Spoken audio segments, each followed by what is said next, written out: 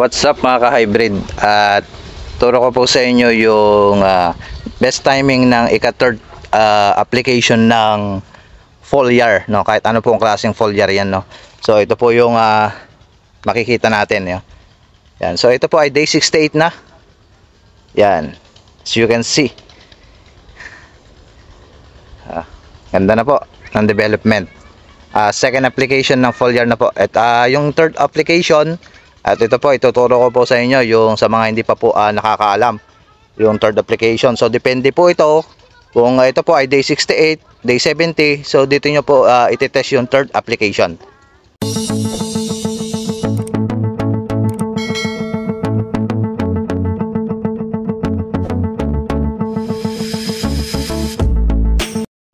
So ito po, what's up mga ka-hybrid, at nandito ako ngayon sa aming area.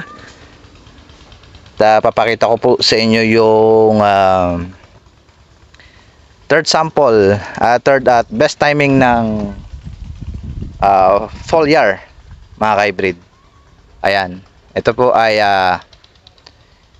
ito po yung aming tanim na super hybrid rice na Bigante Plus. Yan po mga ka-hybrid.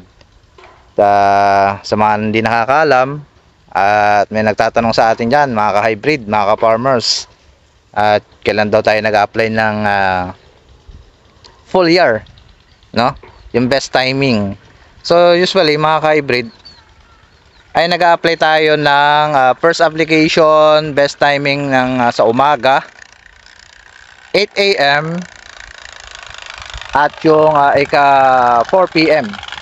Yan po yung best timing na oras. Pero yung best timing naman na date ay yung between 22, first application po yon, 22 to 25, at yung second application ay yung day 45, between 44, 45, 46. Yan po, depende po dun sa inyo. Mamimili na lang po kayo dun. At yung kasi kailangan natin mag-apply ng second application para dun sa kanyang araw ng kanyang pagsusuwi, no? So ngayon, yung best timing naman ng third application ay dun sa, so depende, no? Kasi minsan ang flowering stage nasa 50, 60.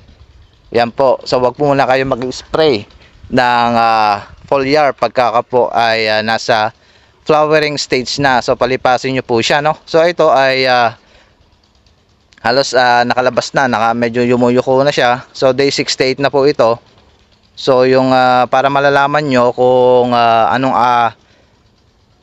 magte-test po kayo ng butil para po sa pag-apply ng foliar, no? Third application po yan mga ka-hybrid. Yan, medyo maingay, may mga dumadaan para po maintindihan nyo, no? So yan, magkukuha tayo ng sample ng third application para po sa pag-apply natin ng foliar, no? So ito, after flowering na to, yung iba hindi pa nakalabas, pero pasadahan nyo na ng foliar to para po mas masagana po at mapintog po ang kanyang mga butil, no? At mga bunga, para masipsip po niya yung mga nutrients, no? Ito yung pasasadahan natin. So ito yung kukuha tayo ng sample, no? Pag halimbawa ganito yung itsura nung yung palay, ayan, medyo nakayuko, pero yung katulad nito ay okay, pwede pa yung spray niyan, no? Basta yung meron kang makikitang parang mga ano diyan, mga nalalaglag na follicles, no? Yan po yung flowering, no? Wag muna kayo mag-spray, pero ya wala na, nahulog na. Sabihin, ayun. Siya, ayan po. Yan yung mga nahuhulog. Pag halimbawa, nakita nyo yan, wala na, nasa baba na sila. At check nyo po yung butil.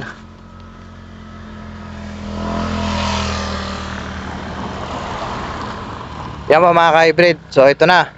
So kuha tayo ng butil, no? Isa ito yon, no? Medyo blurred, no? Ayan. Ito yun, no? Ayun, o, yan. Tulad yan. So ito po yun, no? Pisilin nyo po siya. Ayan. Ayun, may lumabas. Ayan po, yung katas.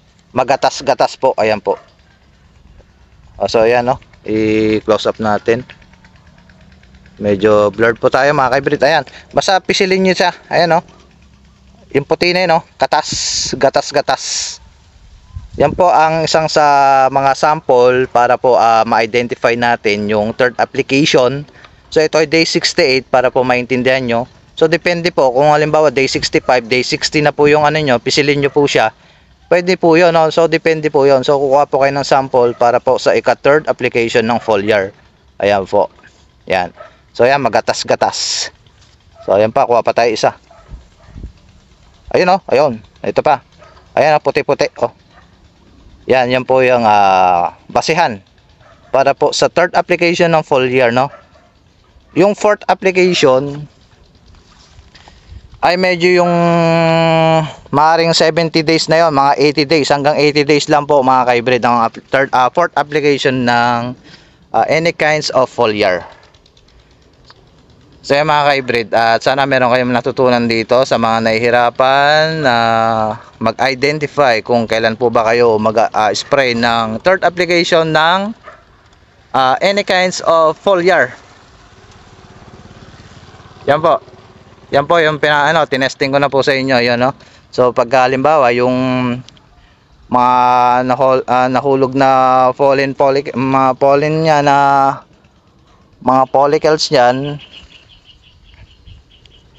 yan po yung basihan. Ayan po, nahulog niya. So yan, mag-test po kayo ng isa, dalawa, yung ganitong klase. Ayan po. Ay yun po yung basihan para po yung pisilin nyo po siya. Ayan, magatas-gatas siya. Yan. Yun, pwede po kayong mag-apply ng foliar. Yan po. So ito po ay bukas po ay mag-spray po kami ng 3G's foliar. So third application na po namin, no. Yan. So yan na po, mga ka-hybrid, sana meron kayong na konting nakuhang tip, technique dito po sa aking pag-apply ng best timing ng foliar doon po sa inyong area, sa inyong anong klase pong ano pong klaseng variety po ng inyong tinatanim, no, mga ka-hybrid. 3G's, Craft Giant, at saka etc. mga hybrid. Yung yung Amo Plant Growth Enhancer, so halos ganun din yan, no? Parang iiwasan dyan yung stage na flowering para po ay maiwasan yung kulyapis yung halimbawa walang laman, ipis yung kumbaga, ito parang ngayon pero wala siyang laman. Yan po mga ka-hybrid. Yan po yung best timing para po ay yung para po sa pag-iwas din ng pag-i-spray. Hindi lang po basta-basta spray. Pag may lumabas na ano dyan, ay pwede na kayo mag-spray. So magtanong pa rin po kayo sa mga expert, sa mga may experience para po sa pag-apply, pag-i-spray ng mga anong klase po na ini-spray sa ating mga palay. So yan lang po mga ka-hybrid, at mag-iingat po tayo, at don't forget subscribe to my channel, shares, like, at kung may mga katanungan po kayo mga ka-hybrid, wag po mahiya at susubukan po nating sagutin ang inyong mga tanong. So yun lang po, at ingat po muli, at God bless.